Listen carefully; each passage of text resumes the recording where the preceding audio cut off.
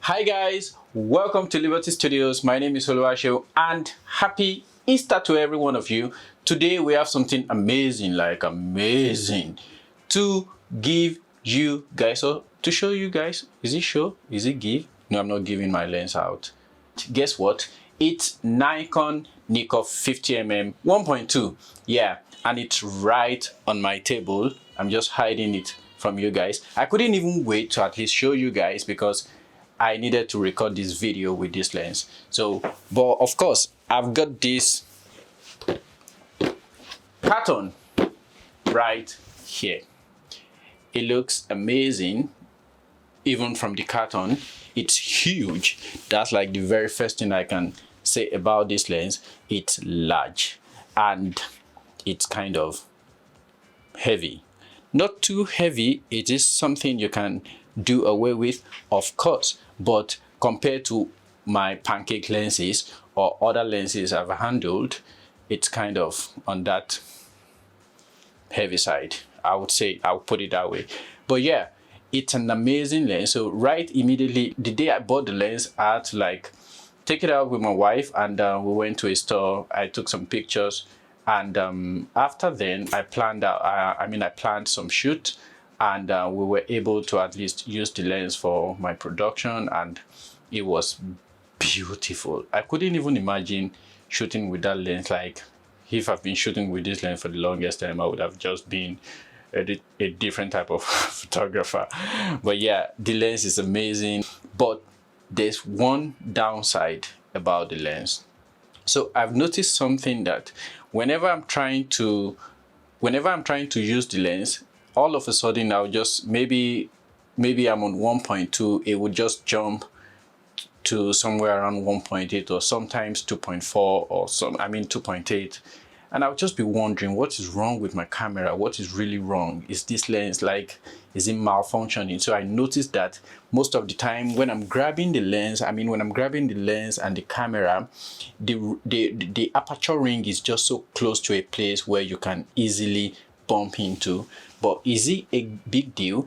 I think with time you'll get used to it. At least try to avoid it as much as possible. With time you'll get used to that. I mean, aside that, I think it's amazing in every, not even I think, it is an amazing lens.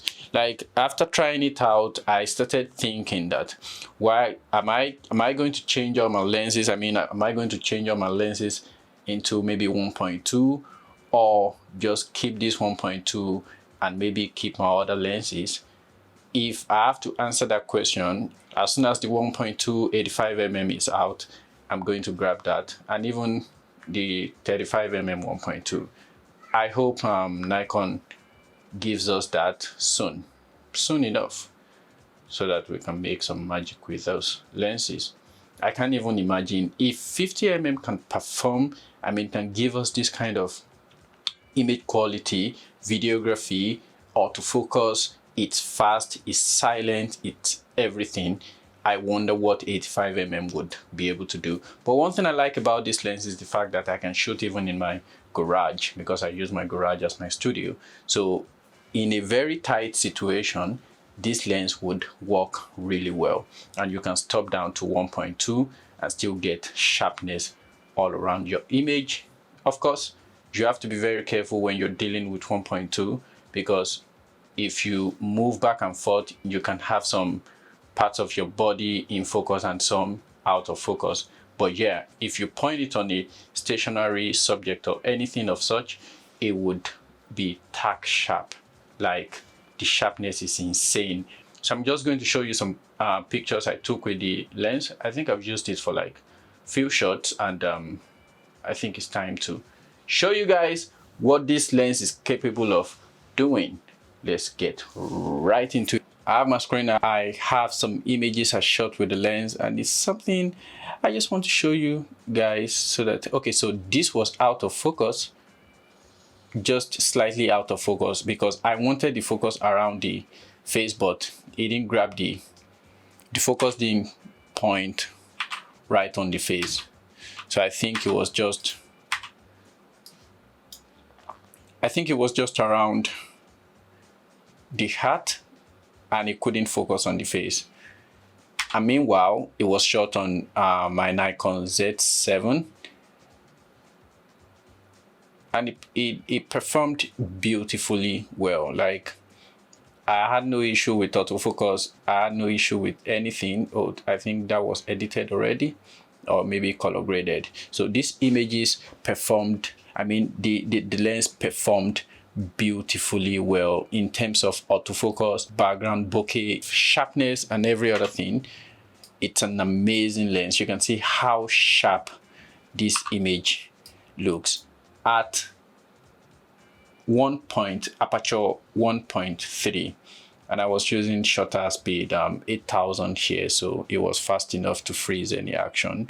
But of course, the depth of field is still very insane. So these are just some pictures that I shot the lens with.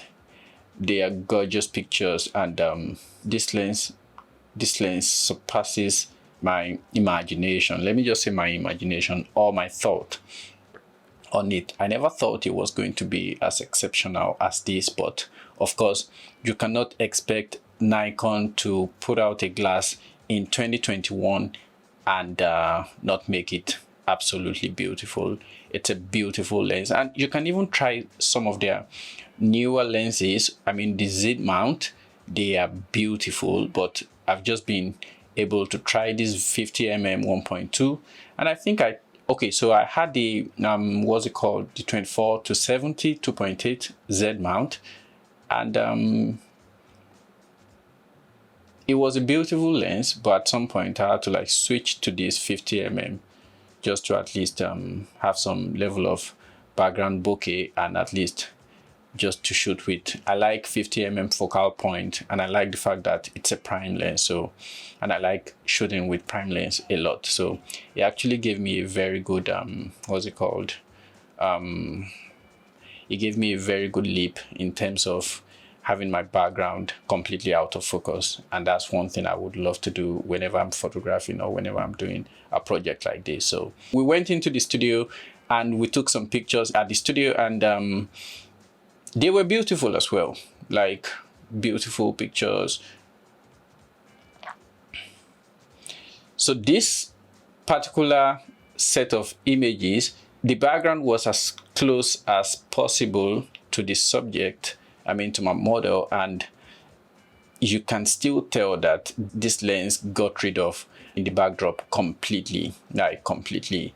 You can tell, you can see how out of focus the background looks, and it gives you that kind of fine art, that painterly feel, which I actually wanted to go for. So I think it's an outstanding lens in terms of, if you're looking at doing more of getting your subject pop out of your backdrop, this lens would do just fine. And you can do so much more with this lens in terms of making you compose better, because you don't have to like do any form of zooming. It would make you do the job by going back and forth, by composing better. So I think those are just the things I like about the lens, and you can tell. Okay, so I got a client today, and I still shot him with this lens. So this was shot at f1.2, and you can tell, and everything seemed so beautiful, tack sharp, very sharp. I couldn't even imagine you shooting at f1.2 and you're still getting so many of, I mean, you're still getting your subject in focus, and everything still seemed so great. Everything still looks so great. So I think it's something we have to really praise Nikon for. Though I'm expecting some new lenses from them, and I'm expecting them to launch the Z9, and let's see what we are about to do. Maybe save up some money just to at least get that. But of course, we're expecting so much more from Nikon. We're expecting some new glasses from them, and we're expecting some new cameras as well. I mean, camera bodies from them. So, but so far, I love this lens, and maybe when I have some more pictures or some more shoot with the lens, I can update this review and at least tell you my verdict. I mean, give you my verdict about the lens. But overall, for the first 2 weeks that I've been shooting with this, shooting with this lens, it's been amazing, and I have no regret over the lens at all. There's so much to admire about this lens. The sharpness is insane, and if you needed to get some parts of your subject or backdrop out of focus, you've got the best, or let me say you've got the right lens. Not the best lens, but you've got the right lens, and of course it's one of the best lenses out there.